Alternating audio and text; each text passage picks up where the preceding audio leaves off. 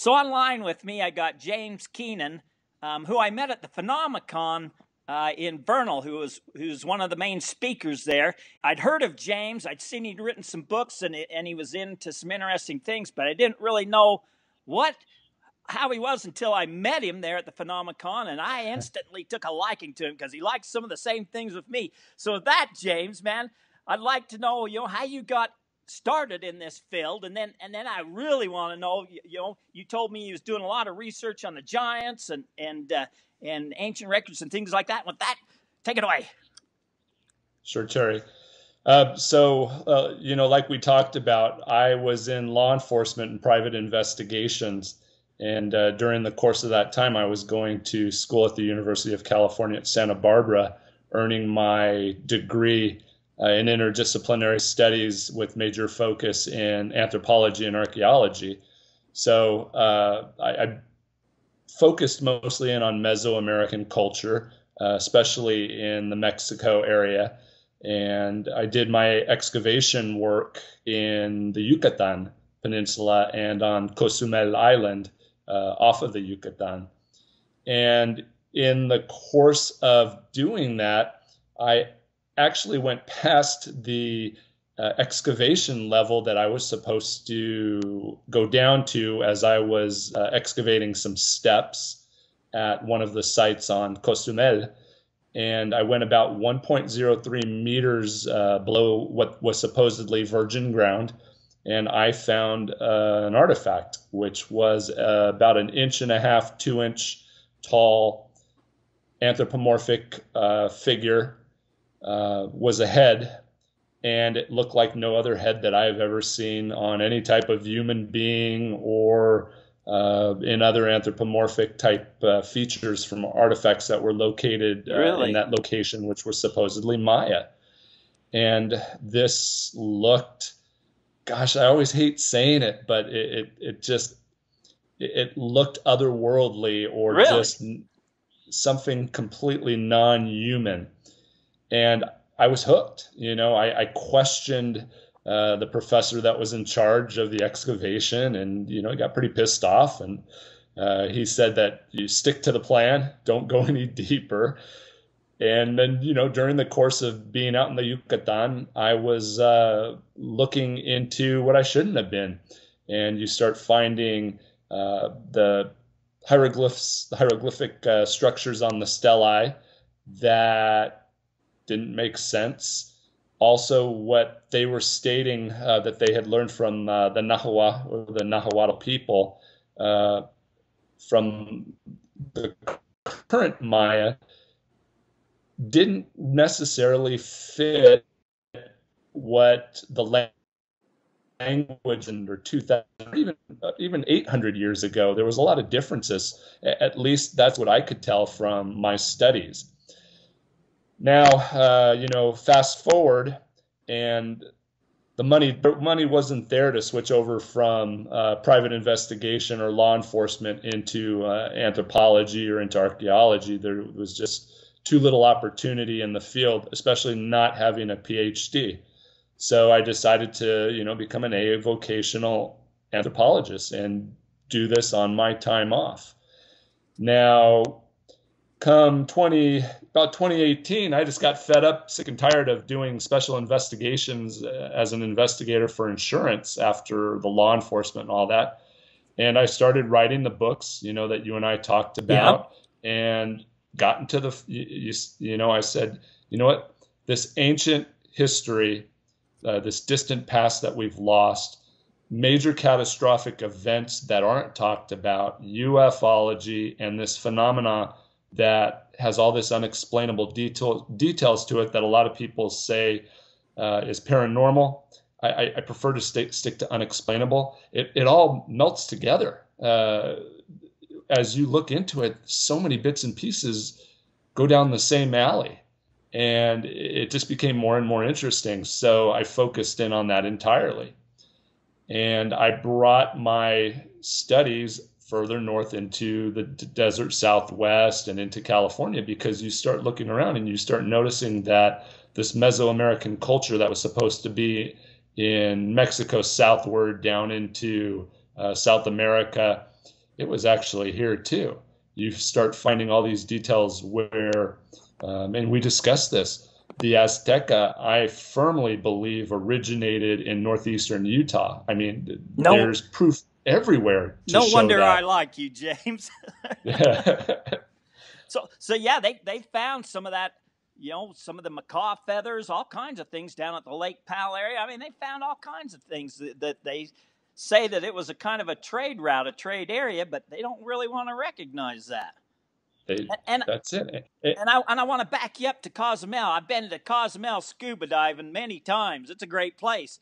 But when you showed this to your professor, did they enter it into the record books? They just kind of dismiss it? What happened with that?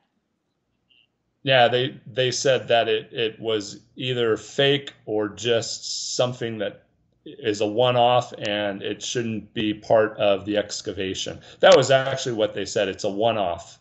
It doesn't matter. And those one-off things happen all the time, and because they're one-off, they get deleted from history. And so that one-off stuff that could form a history if they recorded it all isn't getting recorded, so it's not getting presented as part of a history, and that's crazy. Exactly. So much so that they don't even care if you keep these items, sell these items. They don't consider it an artifact, a cultural artifact. Really? And you have these ancient alien artifacts coming out of Abuelos de Jalisco currently, and you can sell them, do whatever, because the nation of Mexico doesn't consider it a cultural artifact. And what's interesting is I've been pushing to go down there and do a proper excavation, do a proper chain of custody, all the way to a university where these items can be looked at, can possibly be carbon-14 dated if it's made of wood or bone, and it's added to the stratigraphy, the depth of location and other things to go along with it. But it's been an ongoing battle to be able to do that. Me and you've got to get together on this, because I have some connections down there dealing with that. Me and you, after this, we got to get together on this. Oh, absolutely. Yeah. But, you and I talked at Phenomicon in Vernal that over the years, I've just been collecting a ton of data, including a lot of oral tradition and history, collecting from different groups, different Native American groups. And what's interesting is you start finding this, that like the Ute are a Uto-Aztecan language. And their language is very similar to what the Nahuatl people of Mexico speak, which is Nahuatl, which is what the Aztecs spoke, which is the Toltecs spoke. It's crazy because when you talk to the Nahuatl people down there, they tell you in Nahuatl that they're their cousins or family members up in Utah. And you're like, really?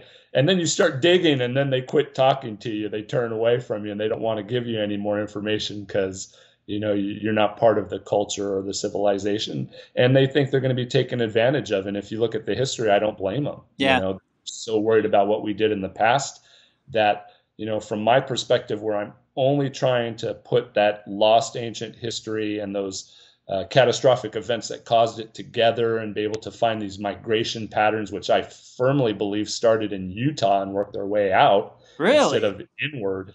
Oh, yeah. Interesting. So, yep.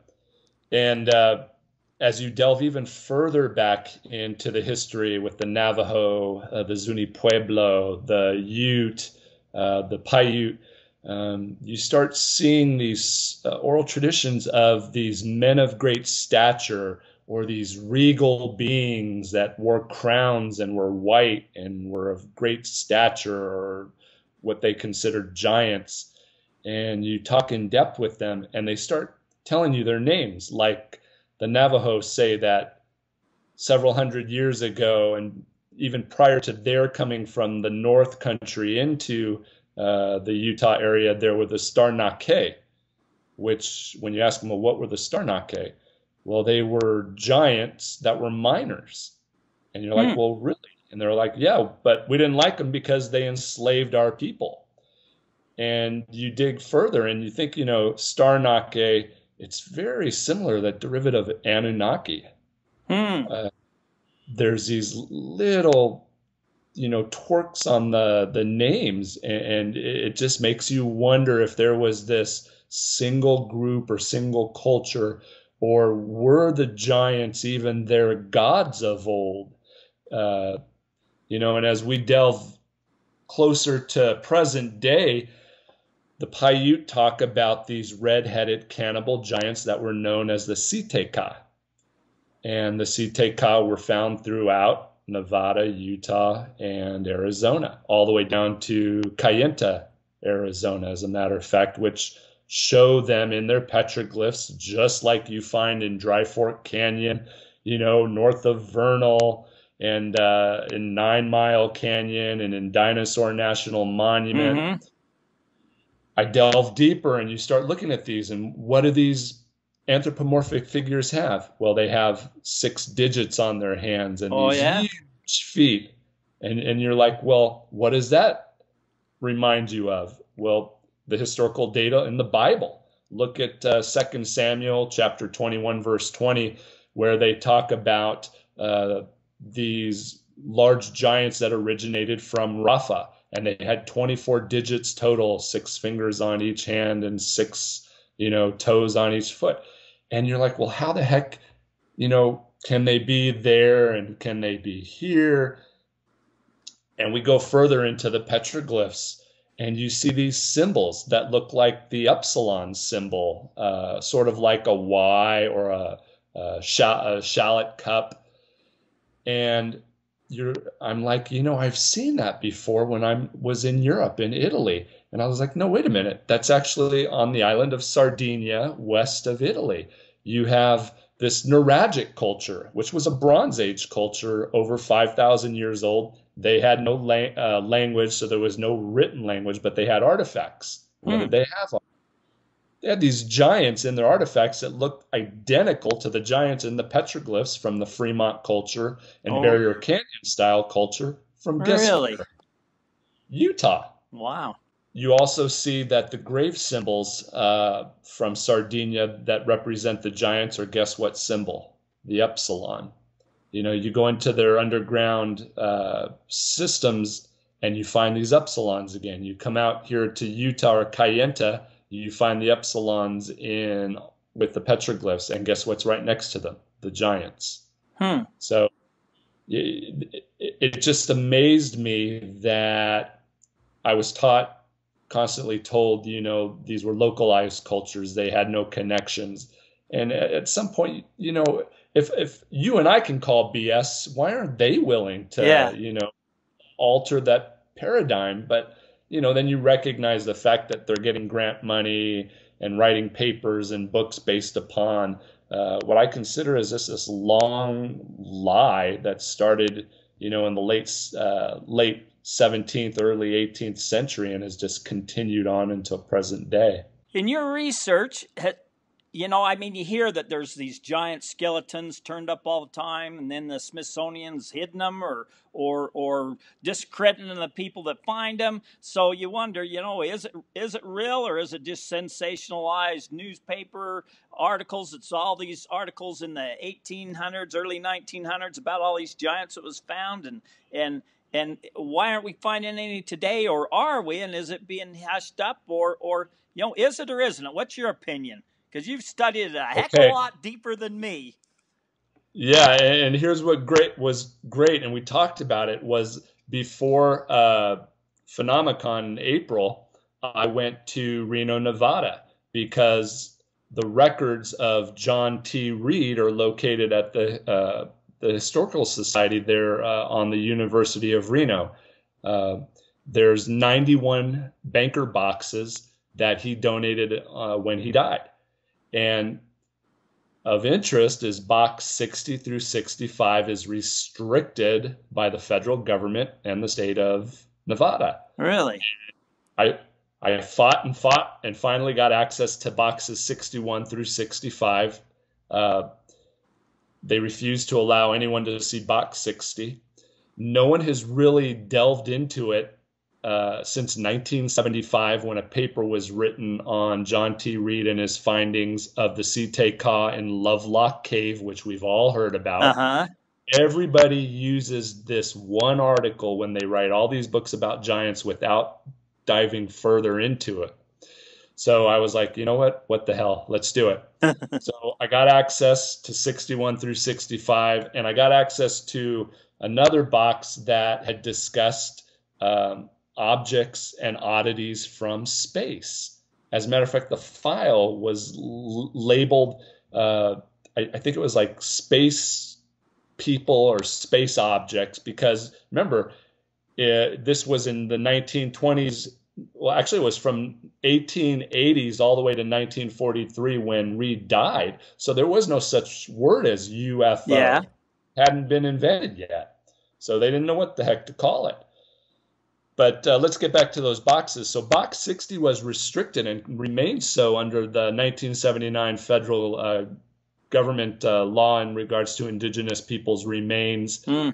And they've actually made it even more restrictive in Nevada since a 2017 law went into effect, where now you and I, unless we are directly tied into a museum or a university, we can't look at it, even the photographs of the skulls of the bodies.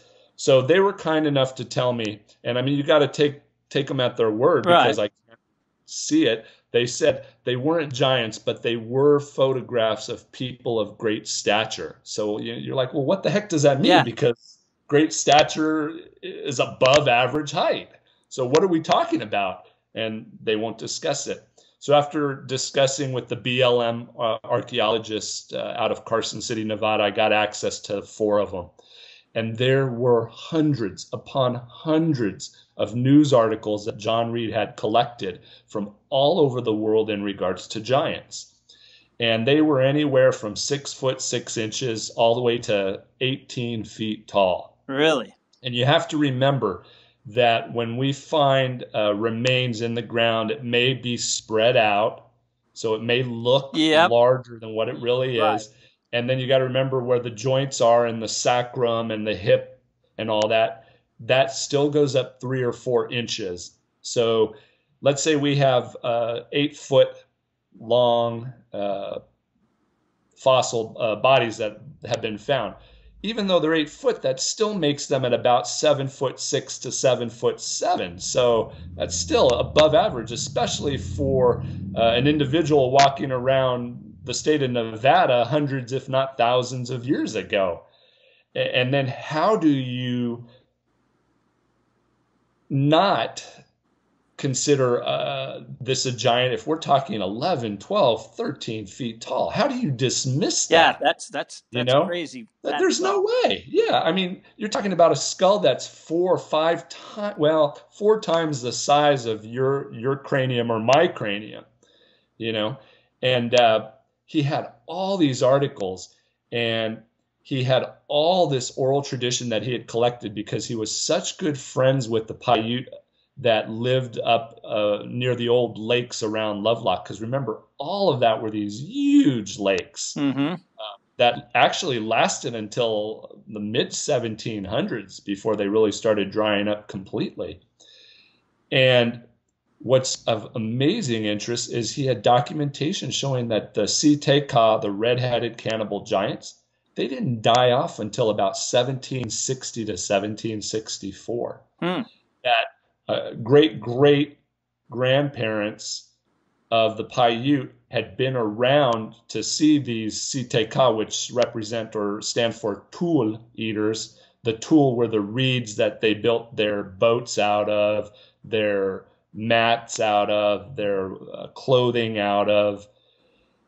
And it just makes you wonder. So then I dove into Santa Fe, New Mexico records to see what could collaborate with John Reed. And there were incursions by the Spaniards in the 1500s and all the way up into the late 1600s, where they saw these indigenous people that were well over 7 feet tall roaming around the mountains of Colorado, Utah, and in the desert Southwest. So you're like, well, that's only a few hundred years ago. We're not even going back to when there was a greater grouping of them before a catastrophic event hit that area and wiped out most of them. So you got to wonder, who was here, and who were the gods or these star people that the Native Americans were talking about? And if they were miners, what were they using? What were they doing? And the story continues on where they had these tools that made noise. And you're like, well, how's that possible? Well, that we're talking about something that was pneumatic, vibrational, or electrical. Where did that technology come from? And then you ask them, well, what were they mining? And they were like, oh, the yellow rock. Okay, so now, this piques my interest a lot, because all this treasure hunting stories that have been going on in Arizona, Nevada, and Utah talk about artifacts, talk about plates of copper, brass, and gold. You have this LDS Mormon connection as to, is it possible that Joseph Smith and Brigham Young were really tracking these plates as they moved through Missouri and Ohio, and were coming across what they considered the same as their Mormon plates from their Book of Mormon, where they led to Utah for a reason. So you're getting all these connections from all these different groups, and it's coming to where? Here in Utah. Well, I'm not. I'm in Arizona, but I'm so often in Utah, sometimes I forget which place I'm at. So now you have these ancient oral tradition stories. You have LDS connections. You have Mesoamerican connections. You have treasure hunter connections from all these stories. So in my talk, like you saw at Phenomicon, I went into Ute tradition. Who was their god? What was being protected? What was here that was so important? And this is really where it gets interesting, because as you and I know, their god was Toats, the great god. And there was supposedly a location that was so sacred, it held ancient artifacts, ancient records, gold, so much gold that it may have actually been pulled out for them to live there during a catastrophic event. Their elders and their leaders for thousands of years are supposedly buried in what we call Ker-Shinab. And Ker-Shinab is where the Great Spirit dwells with the Ute. Then there's these ancient mines that are special because they were so Ker-Shinab is one specific place. Then we have these ancient mines that were full of gold, maybe even cached gold. The ore was already smelted and turned into bullion that remained there and was sacred. So sacred mines is number 2. And then we had mines. There were a lot of known mines that had this yellow rock. Now come the Spaniards, and they enslaved the Native Americans in the area, and they just take what they can. They pillage. But I don't believe they actually ever found Ker-Shinab. After the Mormons come the Mexicans. Same thing. We're coming across these certain maps, and the Mexicans that are taking gold all the way back down to Santa Fe or into Mexico. And it looks very similar to what was talked about at one of these sacred mines or at another known mine. Then we move a little forward into history, and we have the LDS, the Mormons, that, you go into this Rhodes connection, the Rhodes mine, which may very well be one of the sacred mines, or Brother Morley, that supposedly knew about it before Rhodes. And you get into their journals and you read that, and you're like, well, it's very interesting, because when we look at the wording and the terminology of Ker-Shinab, it's also similar to ancient Irish, which is Ogham, Irish and Welsh, the Gaelic, which instead of care, it's Carrig. And Shinab is actually ancient Hebrew. So you have Carrig, which is stone dwelling, and Shinab, which is high gods or guardians of the doors, guardians of the doors. So you put it together and it's stone dwellings of the high gods. Well, Ker Shinab is where the great spirits dwell. So you're getting all this connection. You know, how did ancient Irish and Gaelic get here? How did ancient Hebrew become part of the Uto-Aztecan knowledge of these sacred sites?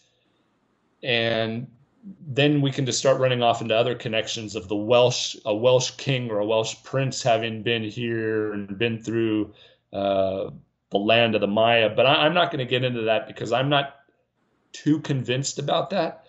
What I am convinced about is there was a lot more seafaring going on and potential other ways that these giants were all over, you know, the world.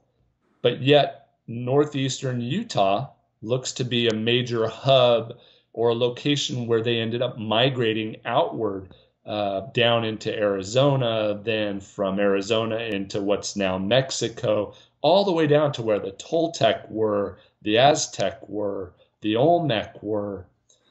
And you start talking to or going through ancient codices, the books of the Mesoamericans, and you find the fact that they originally considered these giants gods.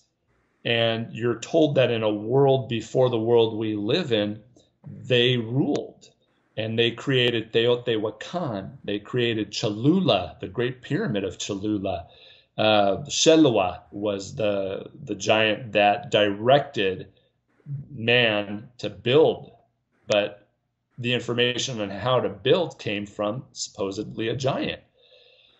Now, there were other, I think, 6 brothers that survived a major catastrophic event, and they were responsible for other locations, including Teotihuacan, which is the huge center of the gods in north of Mexico City, where we really don't know who originated there. And the connection, again, where is this connection taking us? It's taking us from the Rocky Mountains, you know, from the desert southwest down into Mexico. And we start putting oral traditions together, and they're very similar. We start putting words together from all over the world. They're very similar. So then that makes you think, well, these stories of these ancient locations there has to be something to it. And we discuss, you know, what's been going on at Blind Frog Ranch. Yeah. North of SKINWALKER Ranch. And then you're like, well, wait a minute, there's connections between Blind Frog Ranch and SKINWALKER Ranch when you go into what's underground. Not only do I, follow the history back through mythology and oral tradition, but I use more recent technology. I own ground penetrating radar. I have 3D survey ground imaging, which allows me to look into the ground up to about 55 feet in depth. And you start locating some anomalous cavities or voids, caverns, tunnel systems that don't make sense. Some of these underground cavities don't look naturally formed. They are in geometric shape that would have been created by you or me if we were digging and putting something underground. And you're like, well, how the hell is that possible? And as I did this over the years, my data points started coming back to these magnetic anomalies in a certain straight line at a certain degree. And I don't want to give too much away because I don't want people going there and digging and damaging locations that we're not done with. you and I can head out there and check it out. Me and you, we got some things we got to talk about, because I think you know a lot more than me, but I know a few things, a few places myself. We got to get together. And while I got you stopped and detoured here, for those that don't know, you have done one ton of research on the SKINWALKER Ranch before it became famous, way back when. You've written books on it, and then found out about Blind Frog and started doing that. Right.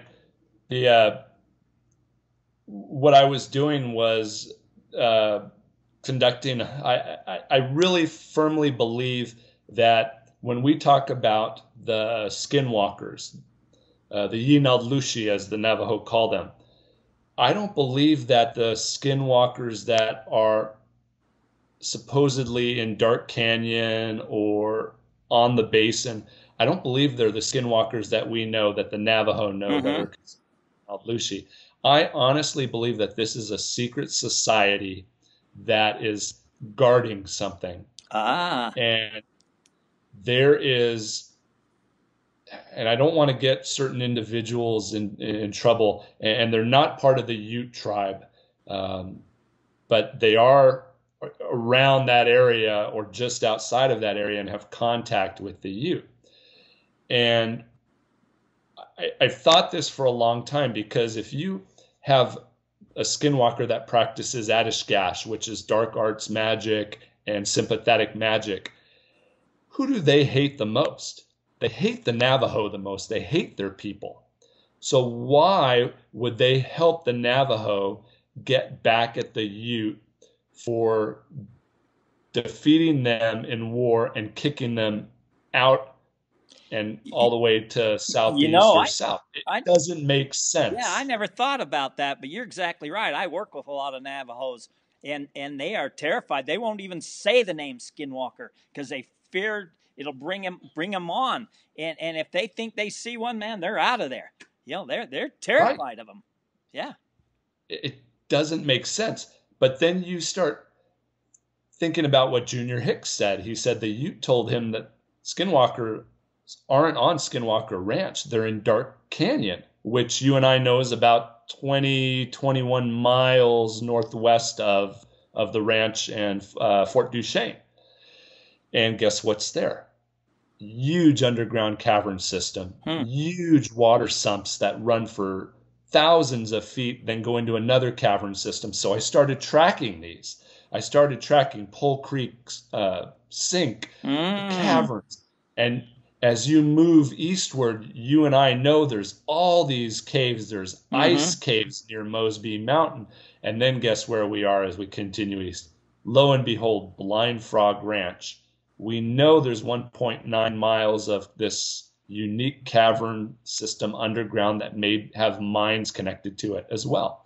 Well, guess what? There's a sink, a huge sink, just a mile above that too, Mosby Sink. So we're looking at an underground connectivity, east and west, west and east, whatever it be, through the Uintah Mountains. And then guess what? North and south, downward from the mountains into the basin. We're looking at it at too shallow of a depth, where it's a lot deeper. I was with one of the individuals from the show on the History Channel, and we were about 0.25, maybe 0.3 miles underground before we came to a water sump and couldn't go any farther without getting scuba gear on. So guess who are the only people that have been there and seen everything? The Ute. They've been through it all. So now let's go back to Kershenab. Are we looking at an ancient sacred site? And you know what, Terry? I don't, you and I discussed this. It's not about the gold for me. It's about the historical data. Right. It's what's there and what ancient culture was there. Yeah. Yep. Right. What ancient culture was there? And I can almost guarantee that whoever was down there first to survive, whether it was a great deluge or an asteroid or a meteor that struck, because at 9 Mile Canyon at daddy complex, you have in the petroglyphs what looked to be not just a meteor or asteroid coming down on zoomorphic and anthropomorphic figures, but there also looks to be technology coming down with this asteroid, almost otherworldly spaceship. So was it a deluge, or was it something that we just have yet to discover took place, except that it's in the petroglyphs? So if we look at that as history, we have information already on it. So who was surviving underground? And if they were they surviving in something that ended up being like this huge gold nugget? And as their population grew underground, they were having to remove these precious metals and store them in, guess what? What may have been a sacred mine for it. So then we get these stories from certain indigenous cultures, groups in this area where the walls were, paved in gold or covered in gold. Were they really? Or was it that that's where they stopped pulling the precious metal out? So it looks like it's paved. And then you get these other, why is iridium, so dense in places like on Blind Frog Ranch? I took the samples myself. I used an XFR gun on it myself. And to get 10 to 60 parts per million iridium really in random sampling is just unheard of. Wow. When you think that known meteor samples in northeastern Utah are 4.5 to 6 parts per million from known samples. So someone in the past knew the precious metals, probably knew about the hydrocarbons, knew about gilsonite, because when you look at jewelry that's been found as far as southern Nevada, right near Laughlin, made out of gilsonite, they knew about all this precious hydrocarbons, precious metals, and it just makes you wonder, if they were here and they were enslaving the lesser people, why? What was it being used for, and where did it go?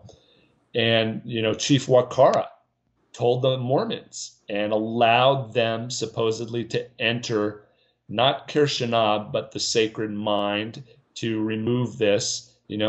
Makes you wonder, is that how the LDS church went from poverty and almost ruin to being able to coat their statues that are on their temples in gold? So it's just interesting. Yeah, there's all kinds of interesting stories about the Uinta Mountains. And that's not even talking about the Aztecs, ancient Aztlan. A lot of people wonder where Aztlan really was. Some people say it's in Utah, the base of the Great Salty Lake, and some people think Texas. Some people think, still in Mexico. Nobody really knows, but there's a handful of people that have tracked it up to Utah, and I guess me and you are one of them. More you. I'm just following your lead. Well, remember, too, that between 1519 and 1520, the Aztec had approximately 1 year to gather what treasures had not been taken by the the Spaniards, because the Spaniards were in retreat. They had to go back and fight off the new general that was attempting to come in and take control. So during this 1 year period, they gathered up what's Montezuma's treasure that we know. And what people don't realize is it was really broken up into more than likely 7 different groups. And these groups were told to take 4 or 5 of the lesser treasures and bury them elsewhere. And the main group, or 2 groups, were supposed to take Montezuma's treasure and take it back to their Aztlan, where they originated from, which was Tamuancan, which was the original land of humankind for them, Tamuancan, which is interesting again, because then you think about Kirshanab and Tamuancan, very similar in what they translate into. But so they were supposedly taking the bulk of their treasure to be guarded by, guess who? Their relatives. Who are they related to? Who do we know they're related to? Yep. The youth. Yep.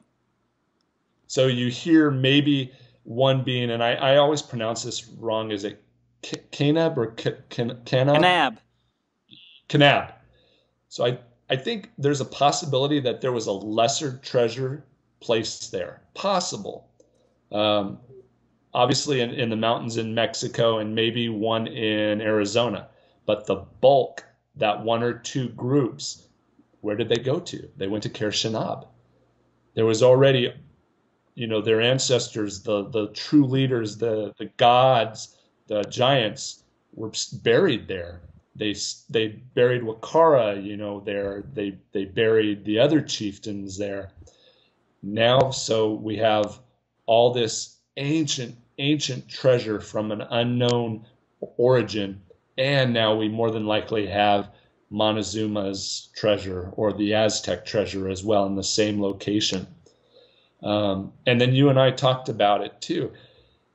Was whatever's under Skinwalker Ranch a location site, maybe an off temple or an off mine, and as more and more white settlers came into that area, the chiefs at the time said this has to be moved.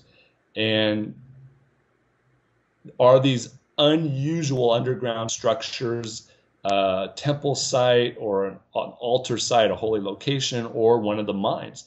And then it was taken north, possibly maybe the Blind Frog Ranch, maybe north of it.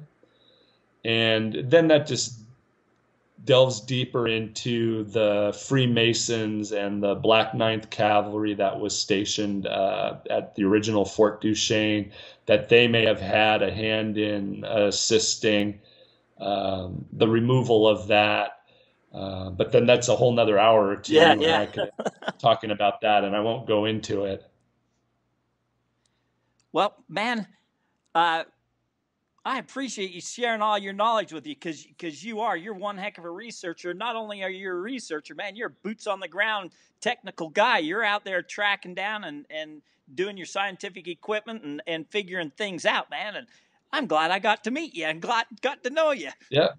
So same, I loved hearing your talk. It was an excellent talk. I know you said it was your first and you were nervous, but you did an amazing job. Oh, thanks. Hey, so you have a YouTube channel, you have a website, you've got books for selling that. Tell me all your how do people get a hold of you and pick your brain through your books and your websites? Sure. Okay. So you can go to amazon.com/author/James Keenan for the books. And then you can go to www.youtube.com/C/James Keenan, Giants and Paranormal for my YouTube channel. And with that said, James, man, I really appreciate you and thanks. And with that said, that's a wrap.